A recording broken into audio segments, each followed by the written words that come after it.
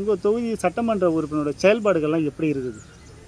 எல்லாமே நல்ல சாட்டிஸ்ஃபேக்ஷன் ப்ராக்ரஸில் தான் இருக்குது. எல்லாமே நல்லா இன்ஃப்ராஸ்ட்ரக்சர் எல்லாமே டெவலப்மெண்ட் பண்ணி கொடுத்துருக்காங்க.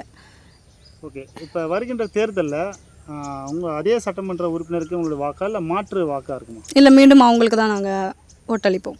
அது பார்த்திங்கன்னா நீண்ட காலமாக வந்து நிறைவேறாததுன்னா கொலவாயரியில் பார்த்திங்கன்னா தூர் வராமல் அந்த படகு போகிற இது வந்து எங்களால் இது பண்ண முடியாமல் இருக்குது. அதை இங்கேயே பண்ணி கொடுத்துட்டாங்கன்னா நாங்கள் வெளியூரில் போய் மாமல்லபுரம் அது மாதிரி பீச் அது மாதிரி போகாமல் இங்கேயே நாங்கள் அந்த ஃபெசிலிட்டி யூஸ் பண்ணிப்போம்.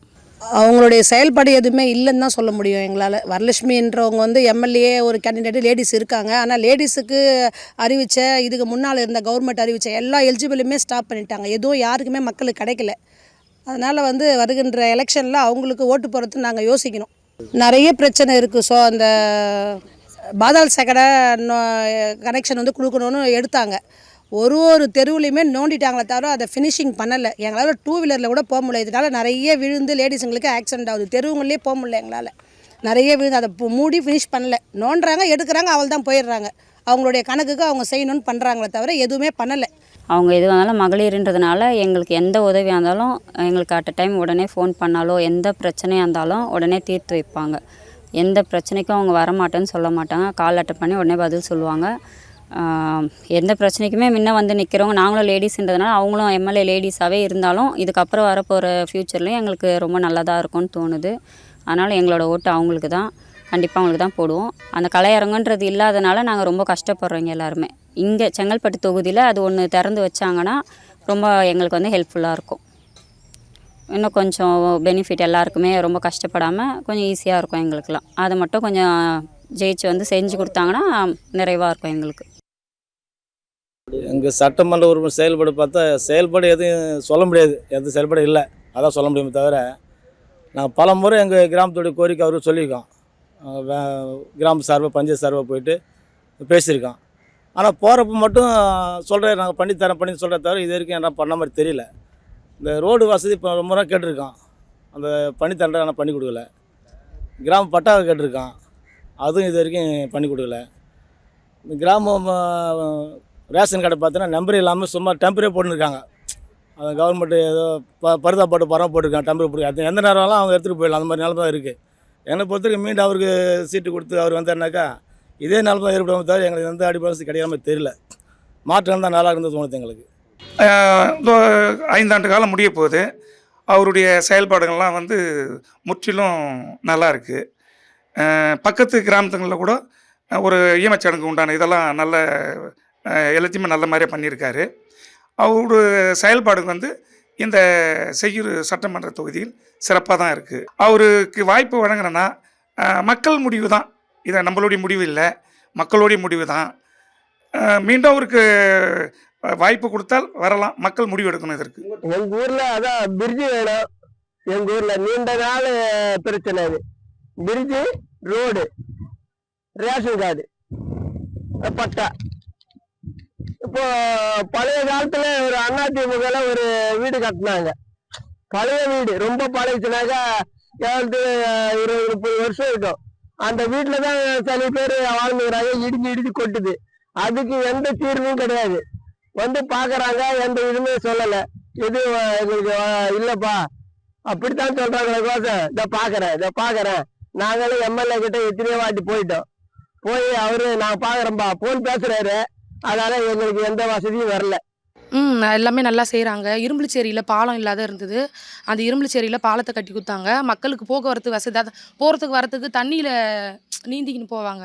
இப்போ வந்து அவர் வந்த பிறகு அந்த பாலத்தை கட்டி கொடுத்துருக்காங்க. அதை மக்கள் கொஞ்சம் பெருமையாக பேசுகிறாங்க. அதோட வந்து ஃப்ரீசர் பாக்ஸ், யாராவது திடீர்னு எதனா டெத் ஆகிடுச்சுன்னா ஃப்ரீசர் பாக்ஸை ஃப்ரீயாகவே கொடுத்துருக்காரு அவர். இப்போ நம்ம வெளியே போய் எடுக்கணும்னா நம்ம பைசா கொடுத்து எடுக்கணும். அவர் மூலிமா ஃப்ரீயாக வரதுனால அது ஒரு மக்களுக்கு வந்து ஒரு சேவையாக இருக்குது.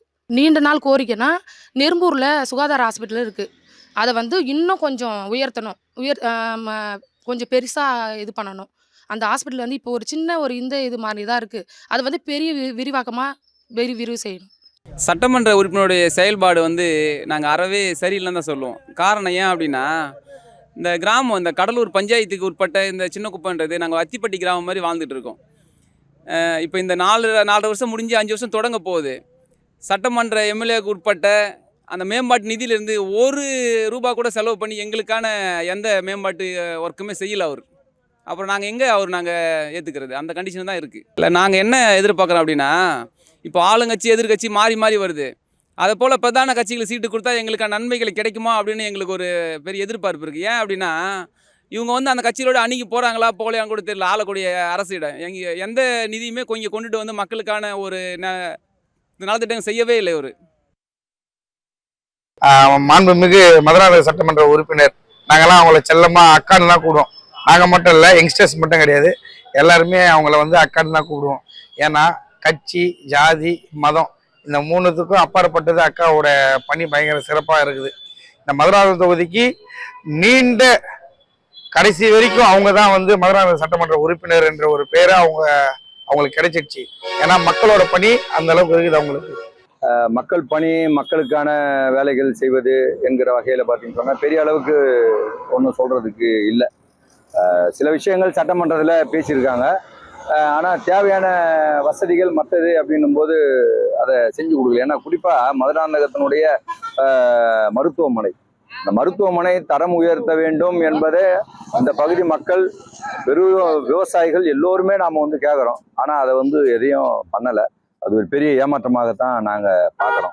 மதுராந்தகம் தொகுதிக்குட்பட்ட, மதுராந்தகம் சட்டமன்ற தொகுதிக்குட்பட்ட திருமதி, நாங்கள் எல்லாம் அன்போடு அழைக்கக்கூடிய அக்கா அவர்கள், மரகத குமரவேல் சட்டமன்ற உறுப்பினர் அவர்கள் அனைத்து நல்ல திட்டங்களையும் செய்து கொண்டு வருகிறார். குறிப்பாக கல்வி, மருத்துவம்,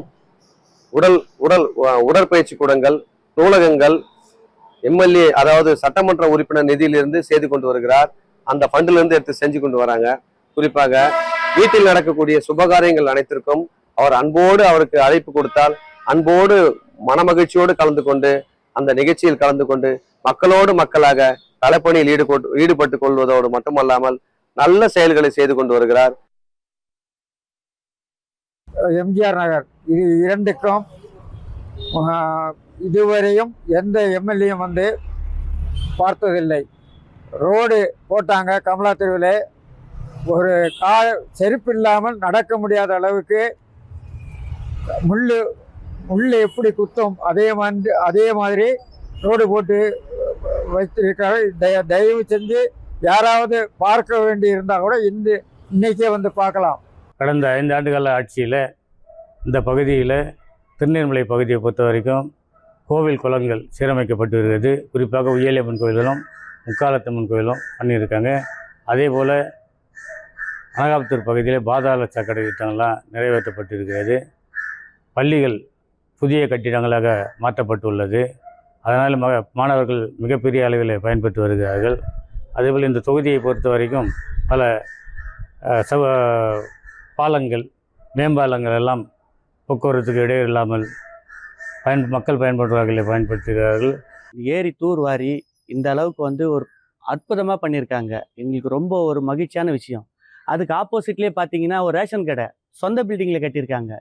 சுகாதாரத்துறைக்கு ஒரு ஹாஸ்பிட்டல் ஒரு சின்ன ஹாஸ்பிட்டல் கட்டிகிட்டு இருக்காங்க.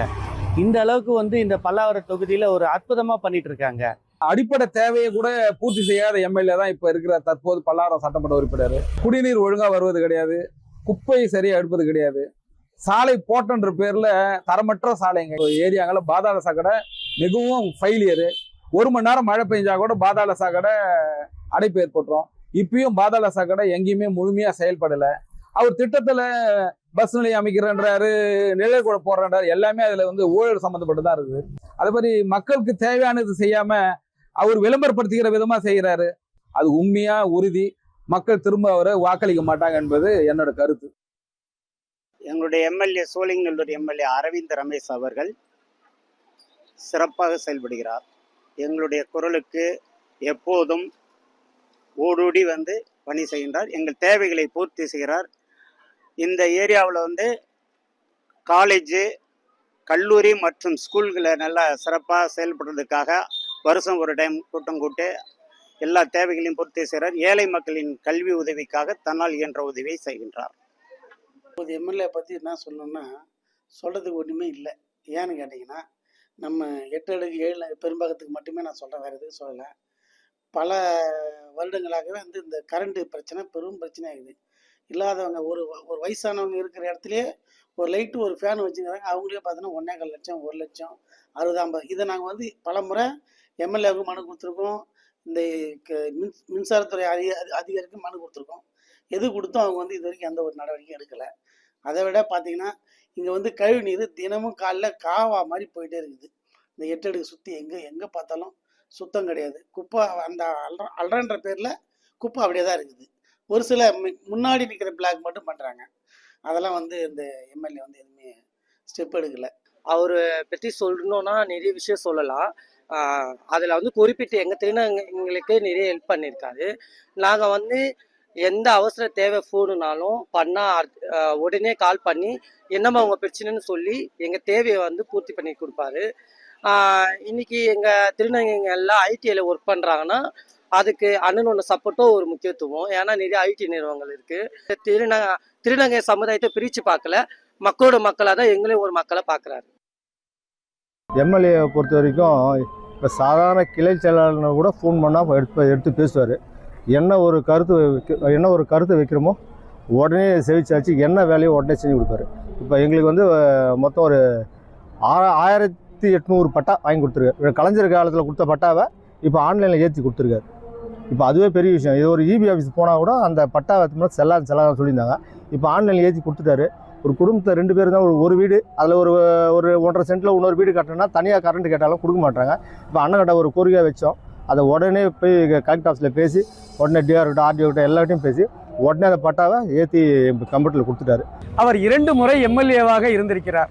ஆனால் இந்த தொகுதி மக்களுக்கு அவர் செய்த ஒரு நன்மையை யாராவது சொல்ல முடியுமா? இது மார்க்கெட் பகுதி. இந்த மார்க்கெட்டுக்கு உள்ள பொதுமக்கள் வருவதற்கோ அவர்கள் வாகனங்களில் கார்களில் வருவதற்கோ இடவசதி இருக்கிறதா? அவரே இந்த பகுதியில் தான் இருக்கிறார். இந்த மார்க்கெட் என்பது 100 வருடம் பழமையான ஒரு மார்க்கெட். ஆயிரக்கணக்கான வணிகர்கள் இந்த மார்க்கெட்டை நம்பி அவர்களுடைய குடும்பத்தை, அவர்களுடைய எதிர்காலத்தை, வாழ்க்கையை ஓட்டி கொண்டிருக்கிறார்கள். அண்ணன் எஸ்ஆர் ராஜா எம்எல்ஏ, அவர் எம்எல்ஏன்னு சொல்கிறத விட மக்களின் நண்பன் சொல்லலாம். ஏன்னா ஒரு கட்சிக்காரன் குறையோ கட்சி இல்லாமல் பொதுமக்கள் குறையோ ஒரு தகவல் ஒரு ஃபோன் பண்ணி அந்த ஒரு ஃபோன் கால் முடியத்துக்குள்ளே ஃபோன் அட்டன் பண்ணுவார். அதெல்லாம் வந்து ஒரு அர்ஜென்ட்டு எங்கன்னா வெளியே போகிறோம் ஒரு ஆபத்துன்னும் போது எங்களுக்கு ஒரு நம்பிக்கை இருக்கிறது. அது மட்டும் இல்லாமல் அவர் தொகுதியில் எங்கே போனாலும் எந்த நிகழ்ச்சி வேணாலும் கூப்பிட்டா உடனே வருவார். இந்த அசோசியேஷன் சந்திக்கிறதா இருக்கட்டும், மக்களுடைய அந்த பேரிடர்காரர்களும் சரி, அவர் உடனே தகவல் சொன்ன உடனே வருவார். இங்கே வந்து பார்த்தீங்கன்னா நம்ம எம்எல்ஏ எந்த விதமான ஒரு செயலும் செஞ்சது கிடையாது. பாதாள சாக்கடைன்றது வந்து பார்த்தீங்கன்னா ஆரம்பித்தாங்க, பட் எதுவுமே நிறைவு பண்ணல. மொத்த ரோடுமே வந்து பார்த்தீங்கன்னா எல்லாமே டேமேஜ் ஆகி எந்த பக்கம் பார்த்தாலும் வண்டிகளால் போக முடியாது, எந்த விதமான வசதியும் கிடையாது. பொதுமக்கள் அவ்வளோ கஷ்டப்படுறாங்க. அதுக்குண்டான ஒரு முறை கூட தொகுதி பக்கம் வந்து பார்த்ததே கிடையாது. அவருக்கு தேவை அவருடைய மொத்தமாக பிஸ்னஸ்ஸு, அவரோட சிமெண்ட் பிஸ்னஸ்ஸு, அவரோட கம்பி பிஸ்னஸ்ஸு, இதை மட்டுமே தான் அவர் கவனிச்சிட்டு இருக்காரே தவிர வேறு எந்த விதமான பொது பணியும் அவர் செய்கிறது கிடையாது. சட்டமன்ற தொகுதி ஒரு உறுப்பினர் அண்ணன் எஸ்ஆர் ராஜாவை பார்த்தீங்கன்னா எங்களால் ஈஸியாக அவரை ரீச் பண்ண முடியும்.